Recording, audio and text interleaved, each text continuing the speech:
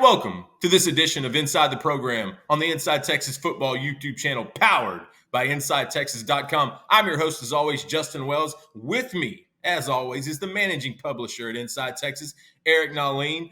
Before we get into a lot of this good stuff, this team intel, like our video, subscribe to the Inside Texas Football YouTube channel. Help us keep building up that membership. Also, come see us at InsideTexas.com. We got a special right now. IT1 is going to get you 2 months of premium access for only $1.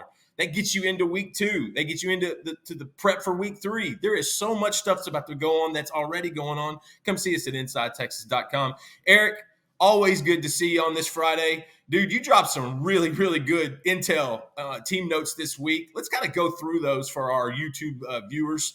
We're going to start off with one position that we just keep hearing a lot about, and that's wide receiver. And there's one name that we keep hearing a lot about. So it appears that Sark has a new toy amongst his new toys. Lay it on me about Silas Bolden. Yeah, well, I think part of it is that he's kind of new to everybody because he was a late arrival, and we didn't really know what to expect. Obviously, he had really intriguing highlights at Oregon State. Everybody likes that exciting guy that can make players miss in space, so everybody was intrigued by him. But I think a lot of people forgot about him throughout the spring. DeAndre Moore had a lock-on slot. Isaiah Bond obviously had a very good spring. Everybody's really excited about all those guys. And then Bolden shows up and just starts commanding respect immediately. Part of it is his work ethic. He's got that track background. Everybody knows that track athletes work very hard. But a lot of it is that he's just a much more well-rounded wide receiver than you normally see with these 5'8 guys. A lot of these 5'8 guys are gadget players. He's got a lot more to his game. One source likened him to Xavier Worthy as far as his arm length, his explosive ability, his ability to get off the ground, just an incredible athlete, a vertical threat. And what's interesting, the more we know about him, the more we realize that this is not just a gadget guy. He's probably not even going to play the slot. He's probably going to play all over. The more I think about it and the more I understand, Sark's relationship with Mike McDaniel with the Miami Dolphins, I think that we're looking at more usage like Tyreek Hill, where he's going to be in motion a lot. They're going to use those bunch formations. We know that Sark really likes those condensed sets that the Dolphins like as well. So I'm not saying he's Tyreek Hill. Of course, I'm not saying that. Somebody on YouTube is going to say he's not Tyreek Hill. I'm not saying he's Tyreek Hill. I'm saying the usage is going to be similar to Tyreek Hill, and he's going to keep a lot of opposing defensive coordinators up at night. But I've got wide receiver as my number one position group in the program. I wrote that article this morning. You should go see where I have everybody else. But, yeah, Silas Bolden is a big part of that. He's going to play outside receiver and slot receiver. He's not just going to be a gadget screen guy. They like his overall game. So you're telling me Texas has 3 guys drafted in April, and they're just replenishing the crops. Well, yeah, I also wrote about Matthew Golden in that piece too. He might play more of the traditional slot receiver. They love what he brings to the table. One source said that he's not just the blocking guy. He's not a speed guy. He's a little bit of everything. So I think he checks a lot of the boxes. They might have 3 again in this next draft. With Isaiah Bond's definitely going to get drafted.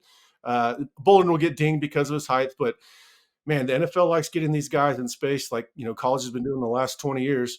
Bolden's stock is on the rise within the program. I think he's going to open up a lot of eyes after a really productive season last year at Oregon State. You said how wide receiver is the number one in your position power poll that you posted at InsideTexas.com. Go read that today. Most people are going to ask about this next position we're going to talk about, and it happens to be at the bottom of the power poll. Oh, man. But give us some light. Tell us why it's so bright, and give us something good about the defensive tackle room. Listen, everyone's asking about it, from recruiting to team information going into the SEC. You want to have that big, line of scrimmage settled. What's the D tackle room looking like right now? Well, first of all these rankings are relative to the strength of the team. Defensive tackle. This defensive tackle group would have been, good in years past. It's I don't think it's a weakness necessarily. It's just not a strength. I think they're going to be pretty good within the SEC. But yeah, I did have them lower down the list. But I'm still a huge believer in Alfred Collins. Or maybe not still. I haven't always been a huge believer. Always been a believer in his talent. Not always been a believer whether or not we're going to see it on the field. I'm a lot more confident in that this season. He didn't come back to get drafted in the same spot he would have if he would have left last year. I am probably the biggest believer in Vernon Broughton. I think he's been hamstrung with his the early take on him not being able to stop the run. He's gotten a lot better at it. Still not great, but better. And he's a really, really good athlete off the ball.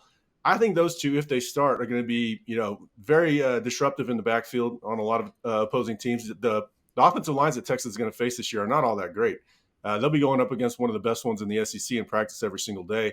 Really looking forward to those reports of how defensive tackle does this August. But I do have optimism within that position group beyond Alfred and Vernon. It's just that they've got 5 seniors that they can rotate. Having just grown men and maturity and experience and knowing where to be is half the battle. So it's not a sexy position group like we had last year. But it's still going to be pretty good. And it's going to be deep. Like you said, there's going to be a rotation there where those guys are fresh. And now with the season and the extended playoff, I think that's more valuable than ever. And another person that is incredibly valuable, that's Andre the Lawyer. You got to give this guy a call if you're ever injured, if you ever get into a car accident, any type of slip and falls. Trust the team that has brought home millions for their clients and helped thousands of Texans with their injury cases on the job. Slip and falls. Do not let insurance claim what it's worth. Call Andre the Lawyer. This guy is going to fight for you. He's based out of Dallas, but he'll go anywhere to do whatever he's got to do to help you out. 214-444-8808. That's Andre the Lawyer at 214-444-8808. Let's shift over to that O-line you talked about. It's going to be one of the best in the SEC that they practice against every week. Cam Williams at right tackle. Out of the big humans, he's the biggest. Yeah. I mean, this guy is just a different looking animal. And in the springtime, we went back and forth about, is he going to take that right tackle spot? Is he going to nail that thing down and lock that in for going into his redshirt sophomore season? What is the latest that you know about Cam Williams and kind of, update the Texas fans on that right tackle spot? Yeah, I got an update on him because I was asked specifically about him by a reader, so I did a little homework on it. Not a ton of information other than, he's doing all the right things, eating right, working hard, maybe looks a little bit quicker than he did in the spring. That was kind of like the one question that he had. How's he going to look versus these any speed rushers that he comes across? He's going to get indoctrinated real quick in the SEC with the amount of edges that he's going to have to go up against. But man, there's a lot of optimism about Cam. Everybody felt he had a very good spring. I was expecting him to have a little bit more trouble, maybe have a little bit more competition. He just grabbed it, put it in a bear hug, and when Cam puts something in a bear hug, it's over. It is over. And that to me, I think that's the biggest thing because it allows Flood to be more rigid with guys that he had in positions. If Williams isn't your guy, then you start shuffling. You start moving guys around. Yeah, I think with Williams, right, hopefully locking that thing down, it just gives those guys a lot more flexibility. Field corner was another subject in the intel department. The secondary, there's some youth there and there's some veterans there. I think it's a really interesting mix. What are you hearing at the latest on that field corner spot?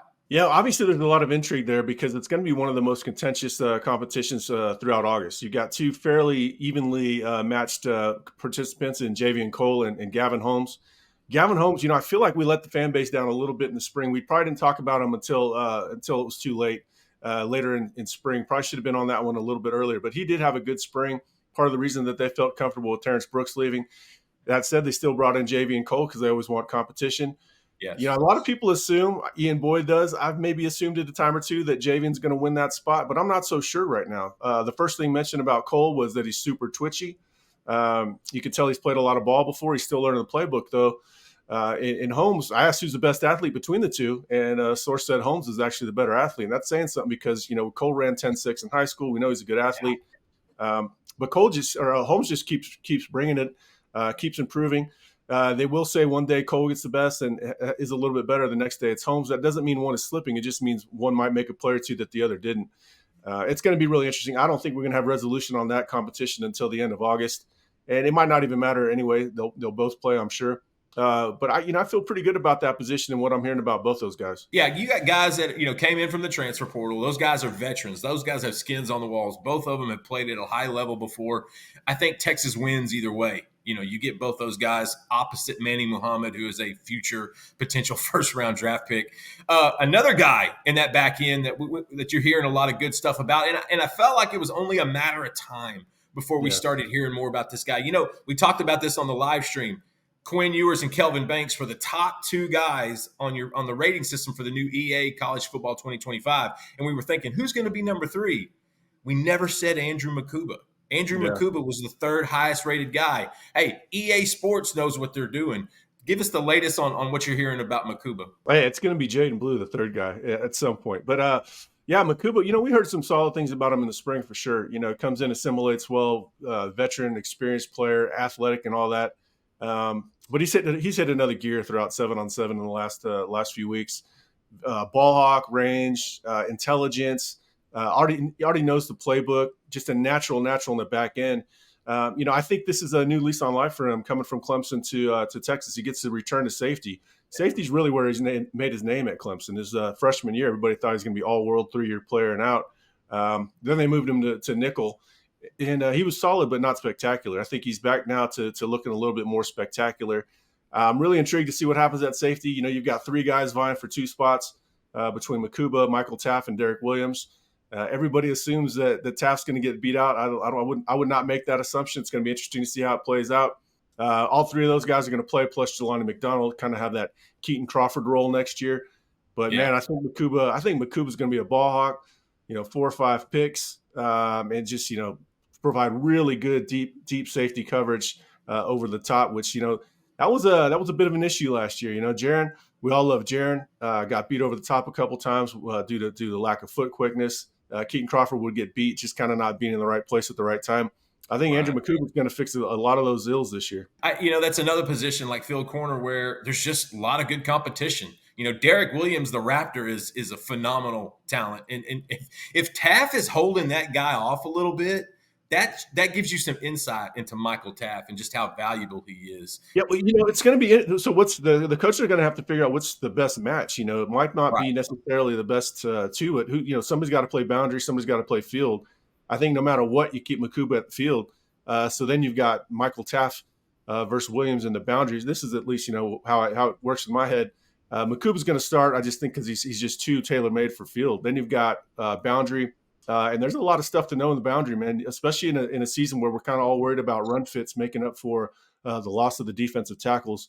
It's going to be interesting, but it's such a cerebral position that you can see guys that will be not nearly the athlete of a Derek Williams are going to play just because they play mistake-free football and get everybody in the right place.